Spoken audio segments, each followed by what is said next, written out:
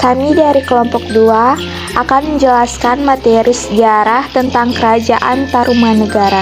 Sebelum lebih lanjut, kalian harus mengetahui apa itu Kerajaan Tarumanegara. Kerajaan Tarumanegara adalah sebuah kerajaan yang pernah berkuasa di wilayah barat Pulau Jawa dengan pusat kerajaan diperkirakan terletak di sekitar daerah Bogor sekarang pada abad ke-4 hingga abad ke-7 Masehi. Tarumanegara merupakan salah satu kerajaan tertua di Indonesia yang meninggalkan catatan sejarah. Kerajaan Tarumanegara adalah kerajaan Hindu beraliran Wisnu. Bukti yang memperkuat pendapat itu adalah ditemukannya 7 prasasti, yaitu Prasasti Citarum, Prasasti Kebon Kopi, Prasasti Jambu, Prasasti Pasir Awi, dan Prasasti Muara Cianten. Prasasti Tugu, Prasasti Lebak Munju. Ketujuh prasasti tersebut ditulis dengan huruf Pallawa dengan menggunakan bahasa Sanskerta. Adapun contoh kehidupan di zaman Kerajaan Tarumanegara, yang pertama kehidupan politik, yang kedua kehidupan sosial ekonomi, yang ketiga kehidupan budaya, dan keempat kemunduran Kerajaan Tarumanegara. Baik, yang pertama saya akan menjelaskan tentang kehidupan politik. Kerajaan Tarumanegara diperintah oleh Raja Purnawarman. Raja Purnawarman merupakan raja yang cakap dan berusaha meningkatkan kesejahteraan rakyat. Oleh karena itu, rakyatnya hidup makmur dalam suasana aman dan tentram. Pengaruh agama Hindu dan adanya berita dari Tiongkok membuktikan bahwa Kerajaan Tarumanegara telah mengadakan hubungan dengan luar negeri. Adanya hubungan dengan luar negeri menyebabkan kehidupan masyarakat Tarumanegara bertambah maju, baik di bidang ilmu pengetahuan maupun bidang perdagangan. Yang kedua, saya akan menjelaskan kehidupan sosial ekonomi. Masyarakat Tarumanegara dibedakan atas 2 golongan. Pertama, golongan masyarakat yang berbudaya dan berlatar agama Hindu. Kedua, golongan masyarakat yang beragama asli. Kehidupan ekonomi di Tarumanegara diduga menitik beratkan pada pelayaran, perdagangan, dan pertanian. Bukti adanya kehidupan pelayaran, misalnya adanya pengiriman urusan Tarumanegara ke Tiongkok, pembangunan saluran atau kanal, Gemati, dan Candrabaga juga menunjukkan bahwa masyarakat Tarumanegara melakukan kegiatan pertanian atau agraris, utamanya bersawah. Yang ketiga, kehidupan budaya. Dilihat dari teknik dan cara penulisan huruf-huruf pada prasasti-prasasti yang temukan sebagai bukti keberadaan Kerajaan Tarumanegara, dapat diketahui bahwa kehidupan kebudayaan masyarakat pada masa itu sudah tinggi. Yang keempat yaitu kemunduran Kerajaan Tarumanegara. Dalam naskah Wansekerta, Linggawarman adalah raja terakhir Tarumanegara. Pada tahun 669, Linggawarman digantikan menantunya. Tarusbawa Linggawarman mempunyai 2 putri. Yang sulung bernama Manasih menjadi istri Tarusbawa, dan yang kedua bernama Soba Kencana menjadi istri Dapunta yang Srijayanasa, pendiri Kerajaan Sriwijaya. Tarusbawa yang berasal dari Kerajaan Sunda Sambawa menggantikan mertuanya menjadi penguasa Tarumanegara yang ke-13 akibat pamor Tarumanegara pada zamannya sudah sangat menurun. Maka ia ingin mengembalikan keharuman zaman Purnawarman yang berkedudukan di Purasaba atau ibu kota Sundapura. Pada tahun 670 Masehi, ia mengganti nama Tarumanegara menjadi Kerajaan Sunda.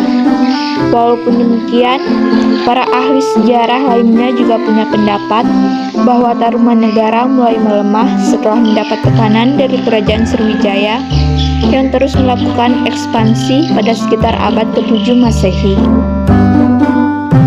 Berikutnya saya akan menjelaskan asal-usul berdirinya Kerajaan Tarumanegara. Kerajaan Tarumanegara berdiri pada abad ke-4 atau lebih tepatnya pada 358 Masehi. Pendiri Kerajaan Tarumanegara bukan berasal dari Nusantara, namun Maharesi Jayasinghawarman yang berasal dari India. Kepemimpinan Kerajaan Tarumanegara lalu dilanjutkan oleh Raja Daharmayawarman. Catatan sejarah justru banyak menyebut kepemimpinan Raja ketiga, yaitu Purnawarman sebagai raja yang berhasil membawa Kerajaan Tarumanegara mencapai kejayaan. Pada masa kepemimpinannya di tahun 397 Masehi, Purnawarman membangun ibu kota kerajaan bernama Sundapura di kawasan pantai yang menjadi asal-usul Sunda sekarang. Selain itu, seperti yang disebut dalam prasasti Tugu, raja juga memerintahkan penggalian. Menurut Prastastiku, wilayah Tarumanegara pada masa pemerintahan Purnawarman meliputi bagian utara Jawa bagian barat, mulai dari Banten hingga Cirebon. Pada masa pemerintahannya, Purnawarman melakukan panggilan Sungai Candrabaga atau saat ini dianggap sebagai kota Bekasi. Candrabaga menjadi Bekasi dengan panjang 12 km dan Sungai Gomati yang menjurus ke laut. Selain itu, Purnawarman juga memberi persembahan kepada Brahmana sebesar 1000 ekor sapi. Berikut adalah daftar raja kerajaan Tarumanegara. Yang pertama, Jaya Singawarman 358 sampai 382 Masehi. Yang kedua, Dharmayawarman 382 sampai 395 Masehi. Yang ketiga, Purnawarman 365 sampai 434 Masehi. Yang keempat, Wisnuwarman 434 sampai 455 Masehi. Yang kelima, Indrawarman 455 sampai 515 Masehi. Yang keenam, Candrawarman 515 sampai 535 Masehi. Yang ketujuh, Suryawarman 535 sampai 561 Masehi.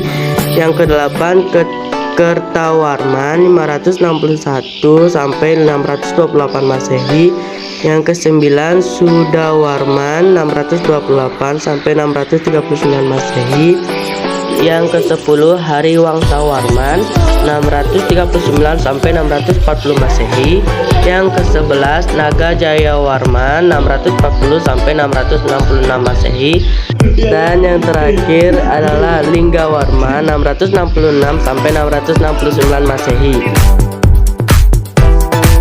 Berikut adalah faktor utama runtuhnya Tarumanegara.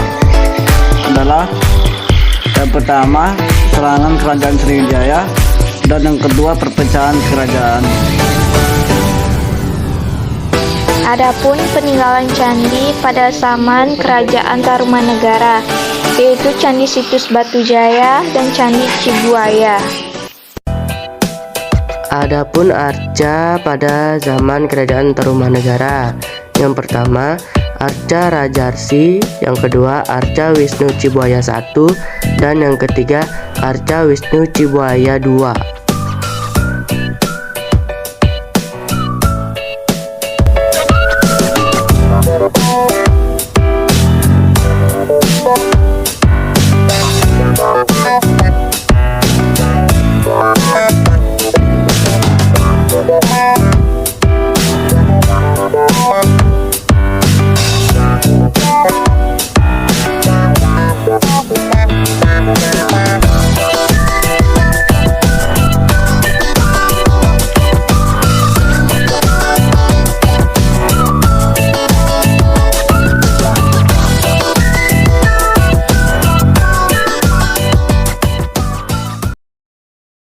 Sekian penjelasan materi dari Kerajaan Tarumanegara yang bisa kami jelaskan. Sekian dan terima kasih. Maaf jika ada kata-kata yang salah dari kelompok 2.